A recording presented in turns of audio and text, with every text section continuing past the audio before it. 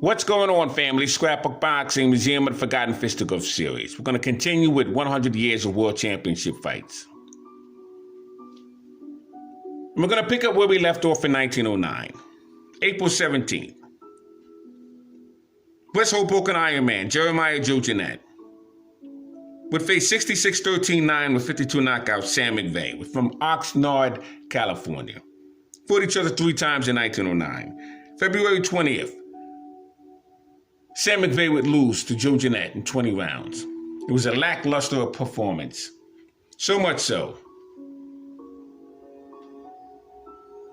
that Jack Johnson, who was the former colored heavyweight champion, he had relinquished his belt when he defeated Tommy Burns in 1908 for the World Heavyweight Championship title. Fought him in Sydney, Australia. So Sam McVeigh, Joe Jeanette would fight for that crown.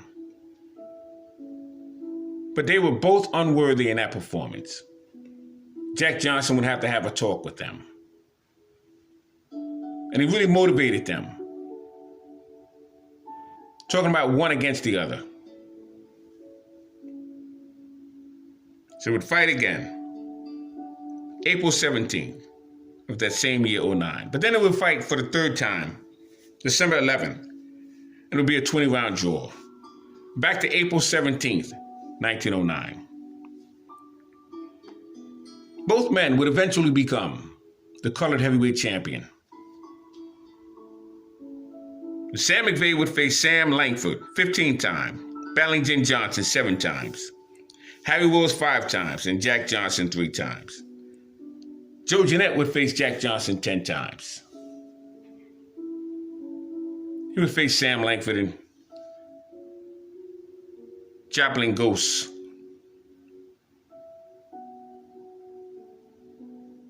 Many of the fighters of that time. As a matter of fact, Joe Jeanette had well over 100 street fights before he even started his professional debut.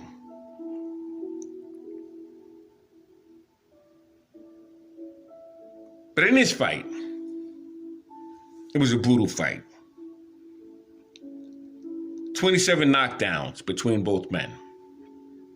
38 knockdowns between both men. Joe Jeanette himself had 27 knockdowns. And Sam McVeigh went down 11 times.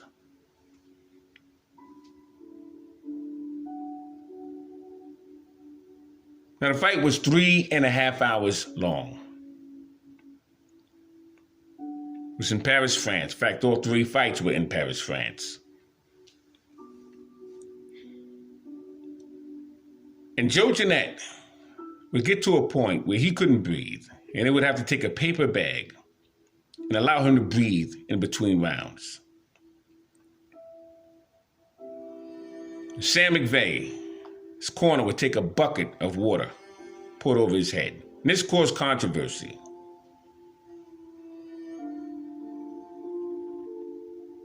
And it would be said in the corner, there's no rule stating that you can't do that. Your man put a paper bag over his head. And this went on back and forth for several rounds, both men going down.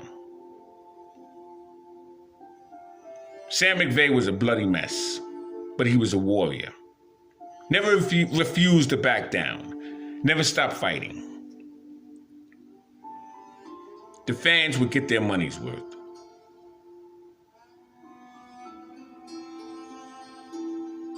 Jeanette goes down. McVeigh goes down. McVeigh couldn't see.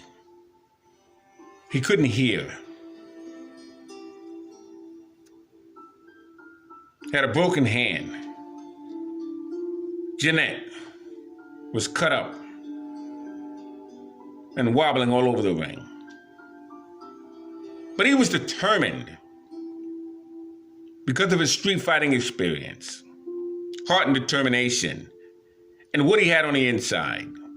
The conversation with Jack Johnson to perhaps be motivated enough to get a title shot, because that's what both men were told.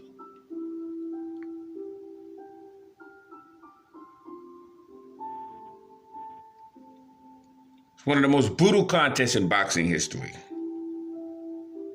And after the 49th round, Joe Jeanette would claim victor over Sam McVeigh.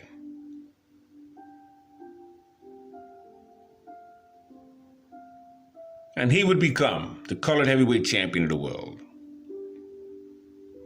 Fought from 1904 to 1922. Ended up with a career record of 106 wins, 68 knockouts. What a phenomenal fighter both men were, and what a fight.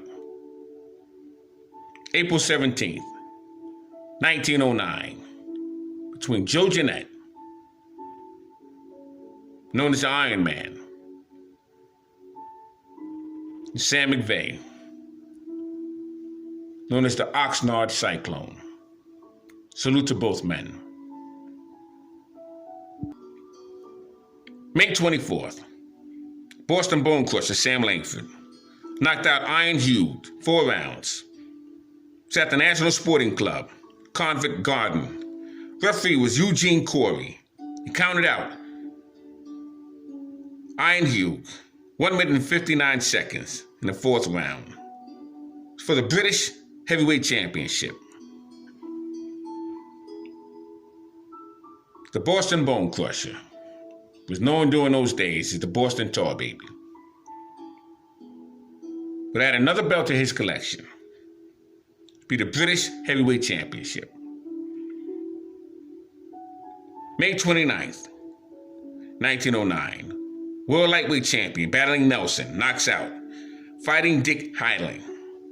23 rounds, Colma, California, and he retains his World Lightweight Championship.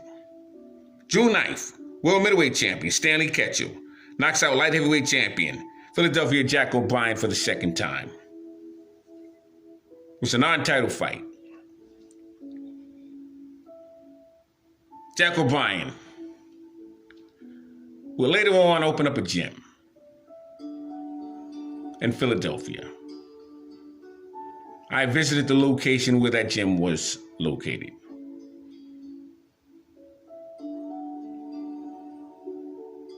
It was not in operation when I got there, but I stood on the soil of where that gym was. June 19th, 1909, featherweight Monty Attell. He was the brother of the world featherweight champion Abe Attell. Called him Little Hebrew. Monty Attell would knock out Frank Neal. 18 rounds, California.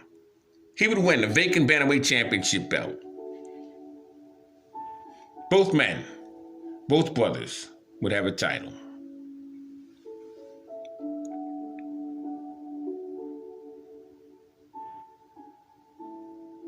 June 21st, World Featherweight Champion Battling Nelson knocks out Jack Clifford, 5 rounds. It was in defense of his World Lightweight Championship belt. Nelson would eventually get that belt from the old master, Joe Gans. June 26th, Fighting Dick Highland knocks out Fighting Dentist Leech Cross. 41 rounds, California.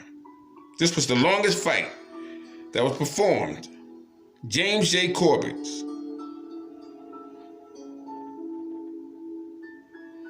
was at ringside. So at the famous Mission Street Arena. July 5th, Stanley Ketchel, Michigan Assassin, defeats the Illinois Thunderbolt, Billy Babke, 20 rounds. Colma, California, was in defense of his middleweight championship bout. July 13th, Ad Wargas and Battling Nelson squares off 10 rounds, no decision. It was in Los Angeles, California. Ad Wargas was known as the Michigan Wildcat, fighter he was. He would have his issues with Mexican Joe Rivas. Matter of fact, we'll get to that fight in 1912. But Ad Wargas would hire a referee, Jack Welch, for the remainder of his career. September 8th, Jack Johnson, world colored heavyweight champion. And Al Kaufman go 10 rounds. So no decision contest. Jackson would remain the world heavyweight champion of the world. Fight took place in Colma, California. October 16th, world heavyweight champion Jack Johnson and world middleweight champion Stanley Ketchel would participate in a promotional championship heavyweight bout. In the second round, Jack Johnson would tag Stanley Ketchel with a straight right hand. Ketchel goes down. And Ketchel would get back up. Johnson would look at him almost apologetically, because it was supposed to be somewhat of a sparring, promotional, but yet it was a world championship fight. And Stanley Ketchel was half animal as it was, in terms of his personality in the ring. Didn't think kindly of that.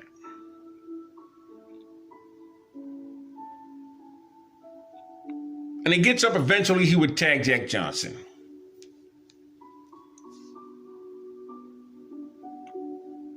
So the fight got real. Johnson would tag Stanley Ketchel. Ketchel would be on his way down. Johnson would grab him and prevent him from going down, lift him back up.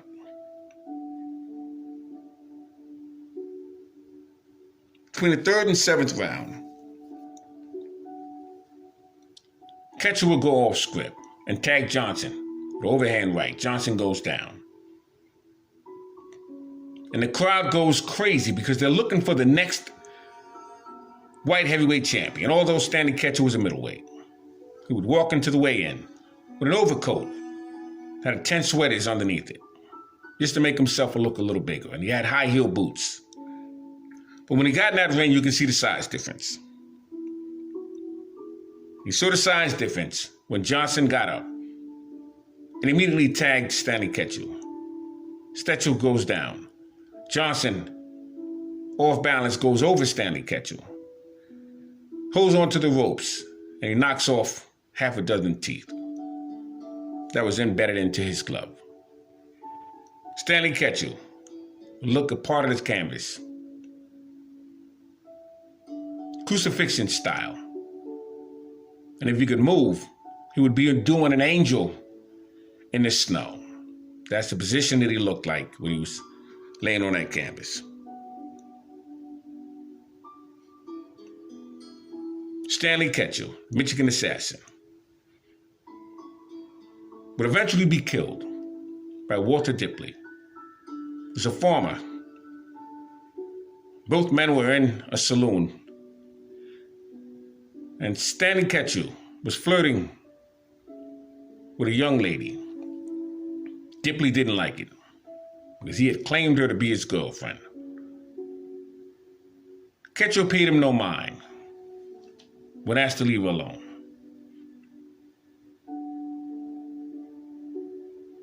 And Stanley Ketchel would be shot in the back by Walter Dipley.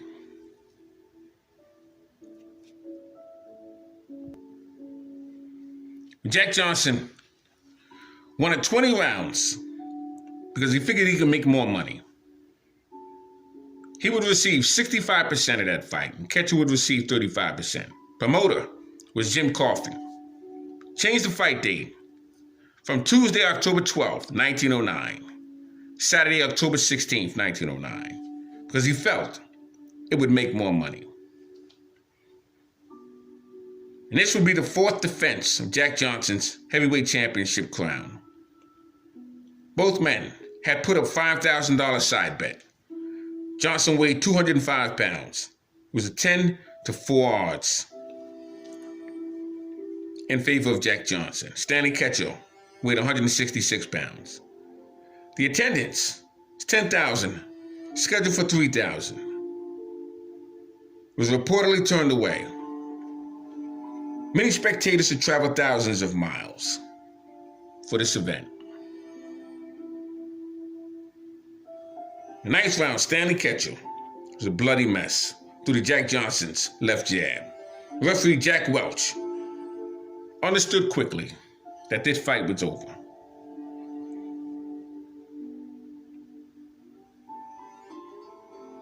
What a fight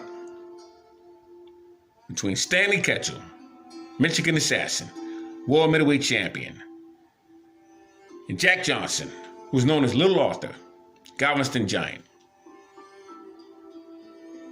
He was once the world colored heavyweight champion, 1903, when he defeated Denver Ed Martin. He became the world heavyweight champion, 1908, when he knocked out Tommy Burns, who was known as Noah Russo, from Canada, 5'7".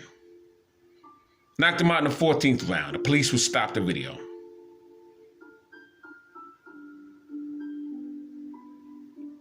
Unbelievable. November 23rd, 1909. Sam Langford, the Boston Bone Crusher, knocks out Mike Schritz in 1 round. Pittsburgh, Pennsylvania. November 29th, 1909.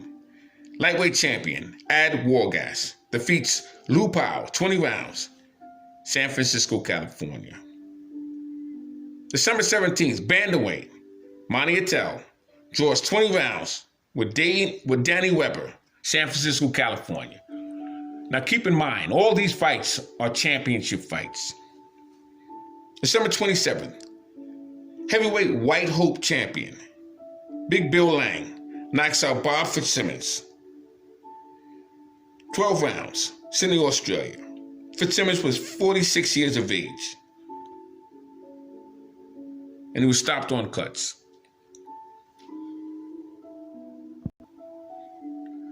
Now we're going to get into 1910 a little bit in this video. I'll probably give you about 5 fights, and we'll start a new video and continue with 1910. February 22nd, 1910, lightweight Ad Wargas took a complete beating. He even dropped in the 22nd round from a world lightweight champion battling Nelson. Nelson soon took a battering, and it stopped. One of the greatest comebacks in lightweight history. Ad Wargas became the new world lightweight champion in the 40th round in Point Richmond, Virginia. An amazing fight that was. Blood all over the canvas. Battling Nelson would suffer a broken elbow, broken hand, broke his 4th metacarpal. February 22nd, 1910.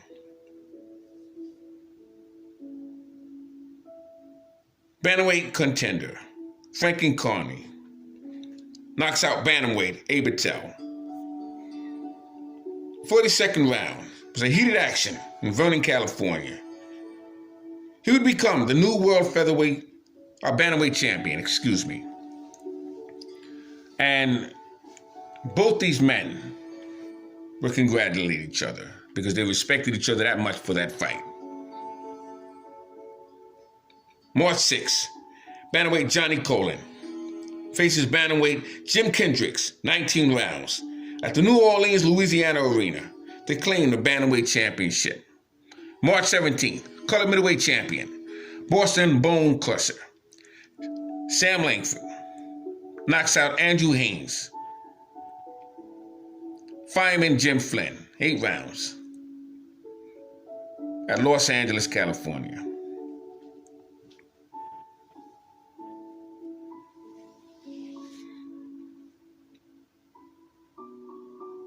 Now, the little giant was known as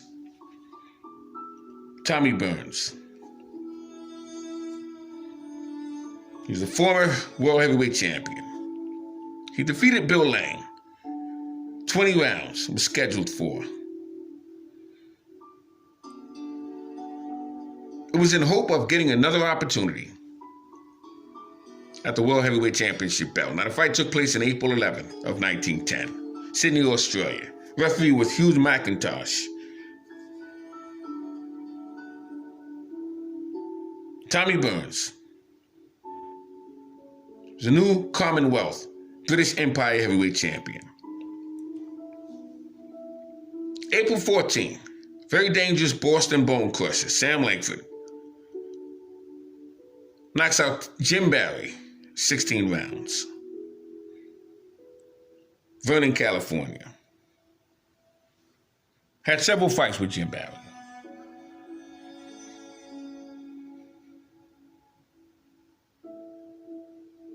Jim Barry was born in Cumberland, Montana, August 12, 1886. Stood 5 foot 10 and a half inches, and he died March 12, 1917. He was 30 years of age at the time of his death. Fought from 1906 to 1917. Just a short background on Jim Barry. April 27th, 1910. World Middleweight Champion, Michigan Assassin Stanley Ketchel faces Boston Bone Crusher Sam Langford. A 6-round no decision. Fight took place in Philadelphia, Pennsylvania at the National Athletic Club. It was agreed in the contract that Stanley Ketchel would give Sam Langford another opportunity. Unfortunately for Stanley Ketchel, he'd be assassinated. And Langford would never get another opportunity. May 27th, the World Middleweight Champion, Michigan Assassin Stanley Ketchel knocks out Willie Lewis in 2 rounds. May 30th, Lightweight Champion, Packy McFarland, who was a former champ at the time. Freddie Welch, who was a future champion, fought 20-round draw.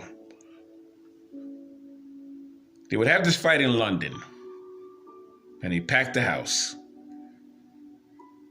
And those 2 men threw punches as though their life depended on it.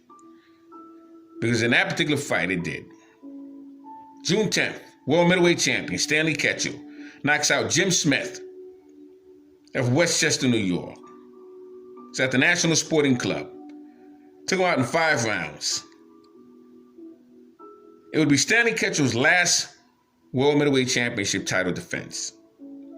Michigan Assassin Stanley Ketchel rushes the ring, batters Smith in the 5th round, and jumps over the rope, waves to the crowd, as though he knew that would be his last fight. It's unfortunate for Stanley Ketchel because he was just coming on in his career. I have Stanley Ketchel, one of the greatest middleweight champions of all time, one of the most devastating punches in middleweight history. June 27, 1910, World Welterweight Champion Harry Lewis defends his title against young Joseph. 8 rounds. Fight took place in London, England. Harry Lewis became the champion when he defeated Frank Mintel, January 23, 1908, 3rd round knockout. Lewis knocked out Honey Medley, April 20th, 1908, for the World Welterweight Championship strap in 4 rounds.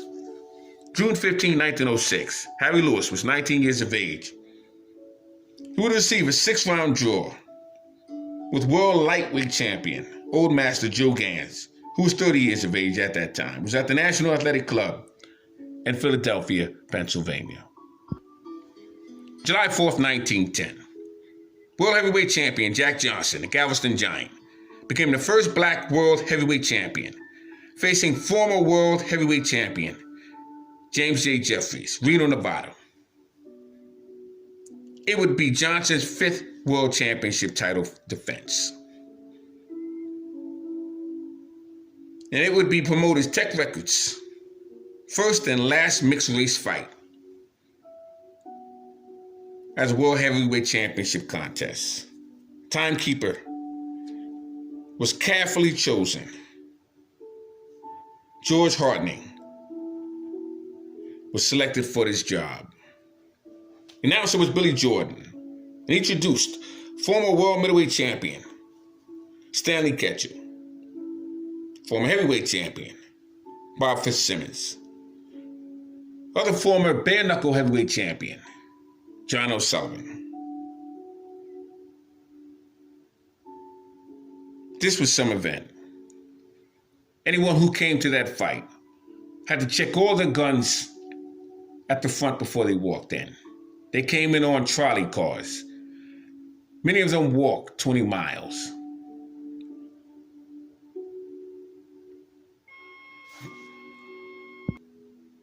You all had to see this fight because Jack Johnson was a black heavyweight and they needed a white hope because Jack Johnson had cleaned out that white hope division. Yes, it was actually a championship called the White Hope. We had 5 white fighters that was in the tournament for the White Hope World Championship title bout. Incredible. Jack Johnson would clean out that division and he would have to pull Jim Jeffries off his alfalfa farm. He had retired. He was 100 pounds overweight. But what's ironic about that was Jack Johnson tried to get a heavyweight championship bout with Jim Jeffries way back in 1903. In fact, he defeated his younger brother Jack Jeffries, taunting the opportunity to get a fight with Jim Jeffries.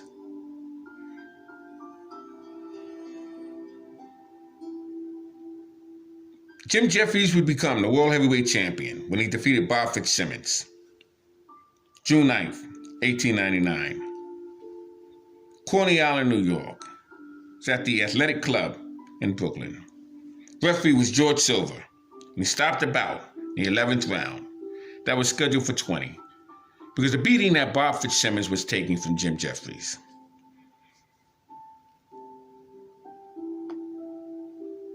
And the beating that Jim Jeffries would suffer from Jack Johnson, 15 rounds, my God,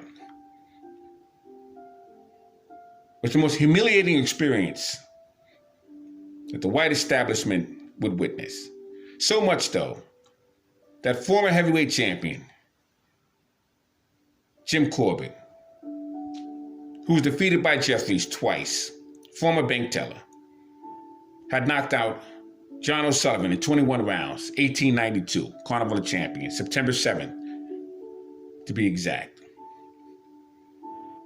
Was a master boxer, was being taunted by Jack Johnson every time Johnson made it to Jeffries' corner, Corbett's corner, because Corbett kept on using racial slurs at Jack Johnson. Corbett was very racist. All of them were at that time. And Jack Johnson would hit Jeffries every time, saying, "This is for you, Mr. Corbett." And unfortunately, the world would suffer because of that fight. Little black boys would be beaten half to death, literally. Cars would be turned over all over the world. Homes were tortured in the black community. Men were hung.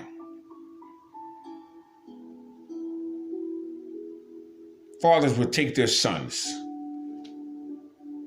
grab a little black boy, get him in a full Nelson, and let their son beat him half to death, spit on him and throw him on the ground.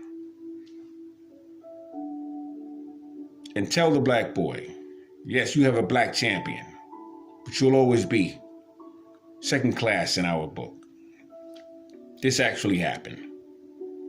So I'm going to end this video and continue in the next video with 1910. In fact, let me get one more in. August 10th, 35-year-old old world former lightweight champion, Old Master Joe Gans, would die. Suffered from pneumonia. That was part of his complications from tuberculosis. He was a multiple world lightweight champion. Fought the likes of Sam Langford, Dave Holly, Jack Blackburn battling Nelson. Barbados Demon, Joe Walcott. Unbelievable fighter. Was old bones. Old master, I should say. Joe Gans. R.I.P. and salute to him. Phenomenal fighter was Joe Gans. Scrapbook Boxing, the Jam of the Forgotten Fisticuffs series. All great fights and all great fighters will never be forgotten on my channel. Check out my next video. 100 years of World Championship fights. 1910 to 1919. Salute.